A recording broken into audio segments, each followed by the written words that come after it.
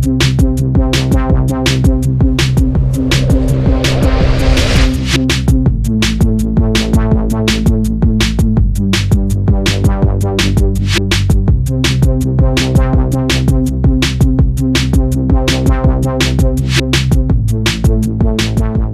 monsieur, bonjour. Chaque année, les musulmans s'adonnent au jeûne du mois de Ramadan, 9e mois lunaire, qui fait partir des 5 piliers de l'islam. Ils s'abstiennent de boire, de manger et d'avoir des rapports sexuels de l'aube au coucher du soleil, entre autres privations. Notre invité de ce jour, le docteur Omar Moussa, coordonnateur général du Conseil des imams et dignitaires musulmans du Cameroun, Sidimuk en abrégé, est là avec nous pour mettre en lumière cette période qui vise notamment à élever spirituellement les fidèles musulmans. Docteur Moussa Oumarou, bonjour. Bonjour, merci de m'avoir invité. Tout l'honneur est pour nous. Docteur, ce mois de Ramadan, vous vous soumettez aux obligations du Seigneur et vous cherchez la voie d'Allah. Est-ce comme cela qu'on peut définir le jeûne? Le mois de Ramadan est un mois de jeûne. Le jeûne du mois de Ramadan pour nous, ça a 2 volets. Il y a le volet alimentaire. Il y a le volet spirituel. J'aime souvent m'attarder plus sur le volet spirituel parce que le mois de Ramadan, c'est le mois pendant lequel le Coran a été révélé. C'est le mois pendant lequel, selon la spiritualité musulmane, les prières sont exaucées. Donc c'est un mois d'élévation. C'est un mois qui nous permet, et dans la journée et dans la nuit, de nous approcher beaucoup plus du Créateur, de Tout-Puissant, Allah. Donc, pour nous, quand on va rencontrer Dieu le Tout-Puissant, on se prépare quand vous allez dans une audience pour rencontrer un haut responsable, vous vous préparez. Donc ça se prépare avant le mois même. Parce que c'est rencontrer Dieu, c'est lui parler de votre problème, c'est vous soumettre à lui. Et c'est pour sentir la douleur des pauvres qui n'ont pas à manger. Ça permet immédiatement d'apprécier à sa juste valeur ce dont on a, ce dont Dieu nous a dotés. Et en même temps, ça devient un mois de partage parce que, ayant senti la douleur de quelqu'un qui passe toute une journée, parfois des jours sans manger, vous êtes mieux préparé à le comprendre, vous êtes mieux préparé à partager avec lui. C'est d'autant plus de choses qui font du mois de Ramadan un mois spécifiquement spécifique. Voilà quoi. Alors, docteur, vous en tant que fidèle musulman, quelle conduite justement vous tenez pendant ce mois de Ramadan? Bon, ça me ramène à parler de l'islam. L'islam, comme toute religion monothéiste, comme toute religion révélée, interdit tout ce qui est mauvais, tout ce que humainement l'on sent que c'est mauvais, c'est voler est mauvais, mal parler de quelqu'un, et calomnie, des coups bas, et ça c'est d'ordre social. De manière générale, c'est interdit, que ce soit le Ramadan ou pas. Et c'est en même temps de faire le maximum de bien, de se rapprocher de l'être humain. Et normalement, quand on a passé ce mois de Ramadan, l'idéal, c'est qu'on conserve ce comportement au-delà du mois de Ramadan. C'est à quoi nous nous attelons. Bon, humainement, éminemment, on a des limites. Mais l'idéal, c'est d'aller vers ce comportement. Donc, nous, en tant que musulmans, en tant que croyants, nous essayons d'observer au maximum ce qui est conseillé vis-à-vis de Dieu, ce qui est conseillé vis-à-vis de la société, de manière à ce qu'on ait une harmonie. J'appelle ça triangle harmonie. Harmonie vis-à-vis de soi-même, vis-à-vis de la société et vis-à-vis de Dieu. Et voilà le principe. Je n'entre pas dans le détail, telle chose est interdite, telle chose n'est pas interdite. Dieu a envoyé toutes les religions pour réguler les sociétés. Et donc, humainement, vous savez ce qui est bien. Quand vous posez un acte qui est mauvais, vous savez. Quand vous posez un acte qui est bien, vous savez. Les religions nous rappellent d'être de juste milieu. N'est pas aussi exagéré. Parce que l'islam se veut comme une religion de juste milieu, comme une religion de la paix, comme une religion de la tolérance, comme une religion de vivre ensemble. Le mois de Ramadan permet de renforcer toutes ces valeurs. Et voilà. Alors, docteur, durant ce mois de Ramadan, il y a ce qu'on appelle la nuit du destin. Est-ce qu'on peut avoir plus de détails là-dessus? En réalité, c'est les 10 derniers jours du Ramadan. Dieu n'a pas voulu révéler une seule nuit. On vous demande de chercher ça pendant les 10 derniers jours. Certaines écoles parlent du 25e jour où il faut accentuer les prières de nuit. Mais c'est pendant cette période effectivement que le Coran a été révélé. D'où l'importance de cette période. Et c'est la période, cette nuit-là, pendant laquelle les anges descendent sur terre avec la paix. Les anges prennent les prières des gens qui doivent normalement être exaucés. Docteur, il s'est dit que pendant le mois du jeûne, les femmes préparent et les hommes mangent. Alors, je m'en vais vous poser cette question. Quel est justement le rôle des femmes durant cette période du jeûne? C'est très difficile pour moi de confiner le rôle de la femme dans la société par rapport au mois de Ramadan seulement. Parce que quand nous voyons la révélation de l'islam depuis la première personne qui s'est islamisée en islam, c'est une femme. C'est la femme du prophète Khadija.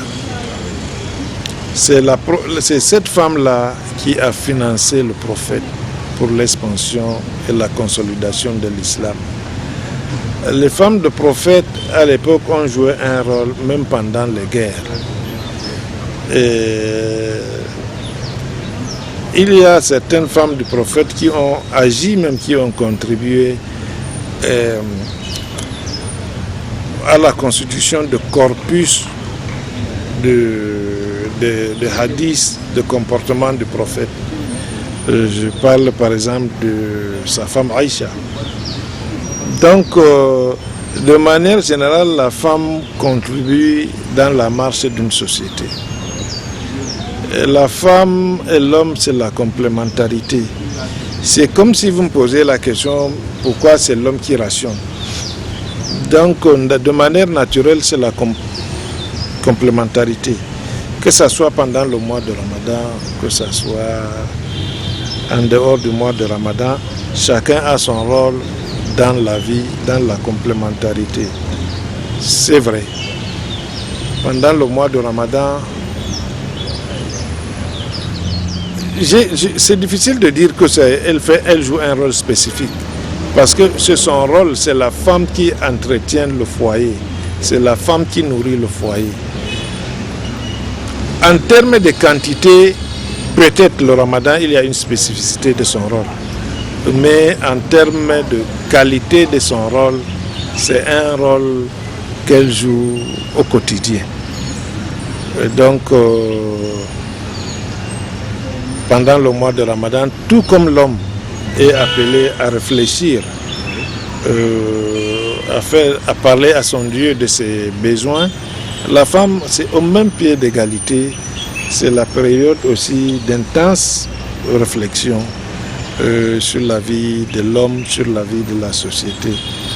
Donc la femme, au même pied d'égalité que l'homme, contribue à la marche de la société, à l'épanouissement de la société et à l'éducation de la société. Pourquoi pas à la paix dans la société. N'oublions pas, parce que quand on me parle de la femme, j'ai toujours tendance à vous demander, est-ce que la femme c'est qui? La femme c'est ma maman. La femme c'est ma soeur. La femme c'est ma fille. Et la femme c'est mon épouse. Elles sont les premières à nous éduquer, nous tous là. Nous venons de l'éducation des femmes. Tout ce que nous leur demandons, un plus en ce moment, c'est qu'elles intègrent désormais la valeur de la paix, de la tolérance, de vivre ensemble dans son éducation de l'enfant dès le bas âge. Mais sinon, une femme dans n'importe quelle société, elle a un rôle naturel à jouer. L'homme a son rôle naturel à jouer. Et voilà quoi. D'accord, ok, c'est compris. Alors docteur, on sait que beaucoup n'ont pas toujours les moyens, surtout en cette période de Ramadan. Qu'est-ce que un fidèle musulman ou alors la mosquée peut faire pour que le musulman qui n'a pas les moyens et qui jeûne puisse vraiment aussi se sentir épanoui? À chaque année, à la fin du Ramadan, le Conseil des imams et dignitaires musulmans du Cameroun sort un communiqué pour remercier tous les Camerounais d'autres confessions qui ont contribué à l'accomplissement de cette lourde tâche. Parce que dans notre pays, il n'y a pas que les musulmans qui contribuent financièrement. Les non-musulmans, j'ai vu avant-hier Madame le maire de Yaoundé 5, j'ai vu Madame le ministre de contrôle supérieur de l'État, ainsi de suite, qui ne sont pas musulmans. À chaque fois, ils donnent leur contribution chaque année, que ce soit dans les mosquées.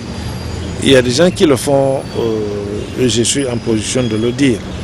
Il y a des gens, des autorités qui le font discrètement, c'est-à-dire passer par les imams, passer par moi, pour aider les musulmans à accomplir cette tâche divine.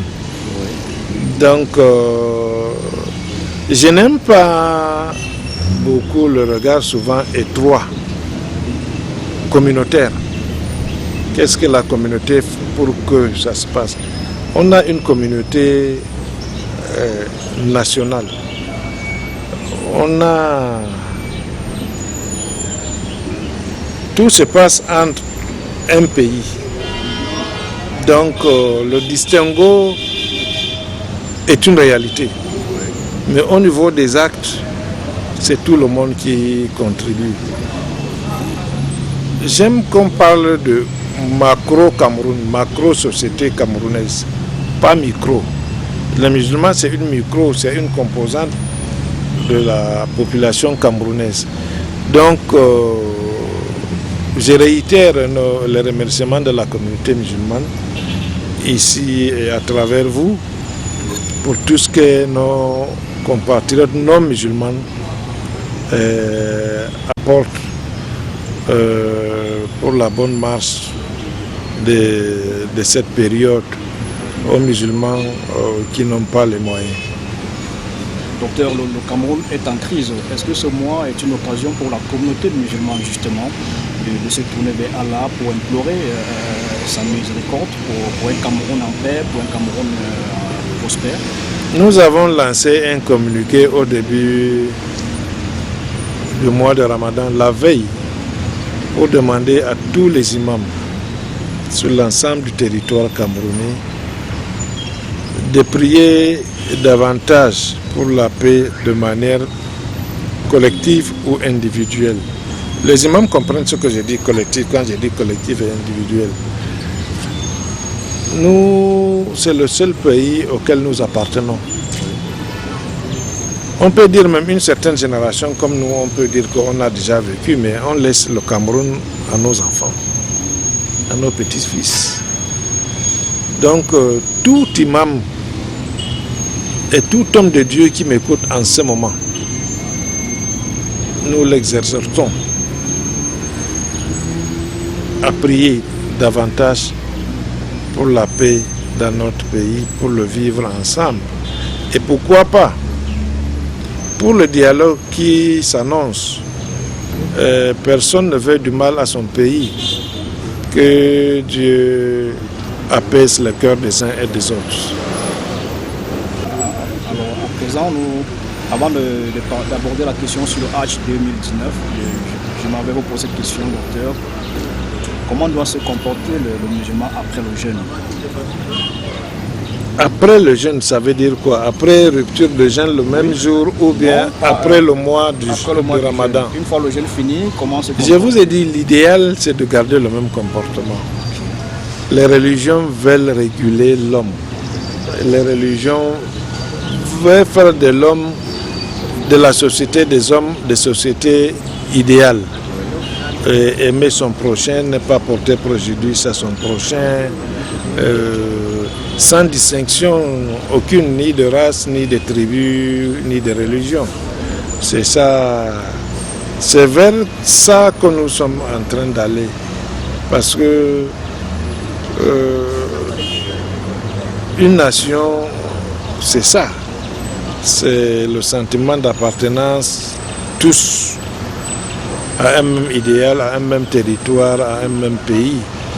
Je suis votre frère, vous êtes mon frère. Et donc, bon, le jeûne est l'héritage de d'autres confessions religieuses. Vous avez les périodes de jeûne chez les catholiques, vous avez chez les protestants, vous avez chez les juifs. On parle de carême aussi? Oui, il s'agit de ça.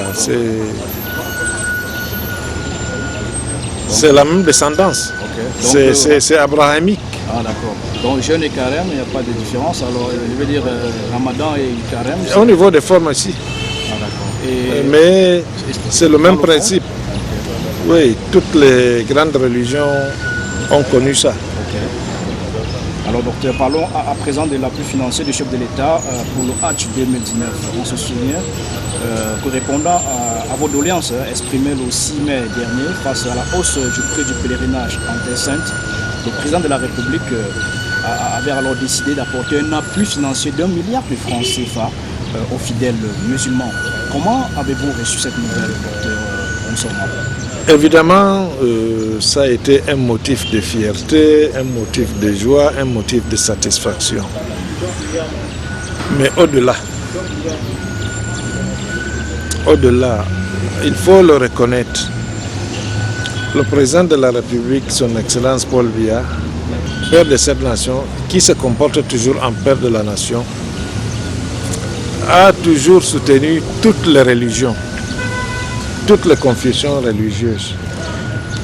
En réalité, ça n'a pas été pour moi une surprise quelconque. Chaque fois qu'une composante de la société a un problème, il a toujours intervenu. Bon, ça c'est de manière générale. Maintenant que la communauté musulmane, pour aller accomplir son pèlerinage, a été confrontée à l'augmentation de prix, pas dû au fait de l'État camerounais, parce que le pèlerinage ne se fait pas au Cameroun.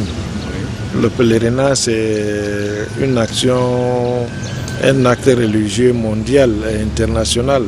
Ça se fait dans un pays qui aujourd'hui, nous savons aussi qu'il y a des conjonctures économiques. Il y a eu l'augmentation des prix de transport interurbain, il y a l'augmentation des visas et le problème de fluctuation de dollars ou de rial. Ça devait automatiquement se répercuter sur les dispositions antérieures, dispositions financières antérieures. Et nous savons que pour permettre au plus grand nombre de musulmans d'effectuer leur devoir religieux, nous avons saisi le président de la République, d'ailleurs le seul recours, à travers le ministre de l'administration territoriale, M. Atangandji, qui a bien voulu transmettre. C'était un lundi et mardi, il y a eu réaction. Comment ne pas remercier? Que dire sinon mille merci? Que dire sinon demander à tous les pèlerins arrivés à la Mecque de ne pas oublier de prier à la fois pour le pays et à la fois pour le président de la République.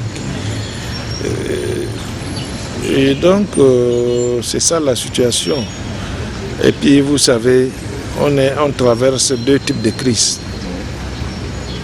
Il y a la crise socio-politique et il y a la crise économique. En dépit de cette crise économique et financière, le président de la République a décidé de faire ce geste louable, salutaire que nous saluons. Et nous pensons que tous les imams, tous les pèlerins vont contribuer, ne serait-ce que par leur prière, à la résolution pacifique des conflits sociopolitiques que le pays connaît en ce moment. Il faut dire que le 1 milliard de francs CFA pour amortir la hausse du prix du Hajj, vous l'avez dit, n'incombe aucunement au gouvernement camerounais. Mais il faut quand même dire, Dr Moussa Marou, que ce n'est pas la première fois que le chef de l'État décide de vous appuyer. On se souvient déjà en 2018, il vous avait également appuyé dans ce sens-là. Le président de la République a été toujours présent. En 2018, le Hajj qui est devenu une référence, il a apporté la contribution à plusieurs occasions. Je ne suis pas obligé de dire tout ça ici, mais le président de la République est toujours présent dans la vie des religions au Cameroun. À la suite de ce geste présidentiel humainement important, humainement symbolique, la véritable question qui se pose est l'année prochaine, l'année de l'après, l'année prochaine. On va attendre la subvention. La véritable réponse, c'est que, eu égard à la qualité laïque de l'État, eu égard au fait que la maturité d'une société se mesure aussi et par sa capacité de s'organiser et par sa capacité de se prendre en charge, de se prendre en main. Nous pensons que tout musulman, à partir de ce jour, doit commencer à réfléchir comment on doit s'organiser, comment on doit se prendre en charge, de manière à ce que toute subvention devienne un appui. Et de manière à ce que la subvention ne vienne pas indispensable pour accomplir les tâches. Une société se prend en charge, une société s'organise. J'espère que cette expérience va nous conduire à cette réflexion et à la matérialisation de cette réflexion. De sorte que la communauté musulmane On n'attend de plus forcément un geste venant du chef de l'État. Mais... En réalité, non need. Si le président n'intervenait pas, il y aura des remous. Personne ne souhaite qu'il y ait des remous. Mais que ce soit le Hajj, que ce soit l'éducation, que ce soit dans un autre domaine, la société doit s'organiser. La société doit se prendre en main. C'est ça le plus important. C'est la leçon à tirer. Donc, pour 2019, selon vos propos, en clair, on peut comprendre que l'État aurait pu décider de ne pas appuyer la communauté musulmane. Vous savez que nous sommes dans un pays laïque. Donc des subventions comme celle-ci ne sont pas institutionnalisées. Tout dépend de l'appréciation, de la haute appréciation du chef de l'État et de la bonne volonté du chef de l'État à apporter une subvention. Ce n'est pas institutionnalisé. On n'est pas dans un pays musulman ou un pays islamique. C'est deux choses différentes. Donc, quand on dit un pays musulman, c'est le pays à majorité musulmane. Un pays islamique, c'est la majorité, c'est le pays à constitution islamique. Donc, nous ne sommes ni dans l'un ni dans l'autre cas. Donc, ce n'est que le remerciement, le sentiment de gratitude. Que Dieu protège le Cameroun et que Dieu protège les Camerounais. Et dans les langues que je vois là, que Dieu nous protège et protège le président de la République. Et merci. Alors, Dr Moussa Oumarou, le SIDIMUC, quelle activité pour 2019? De manière classique, on a programmé une conférence internationale au mois de juillet sur le thème l'islam, la paix et la femme. Perspective et enjeu. Il y a 2 jours, nous avons commencé à réfléchir autrement. Les langues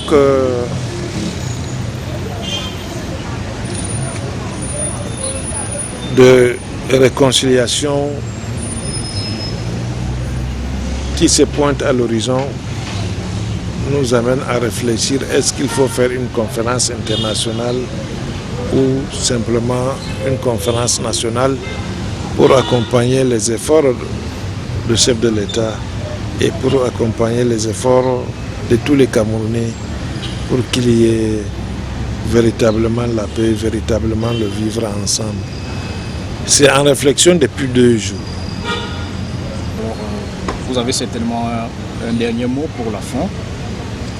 C'est inviter tous les Camerounais, sans exception,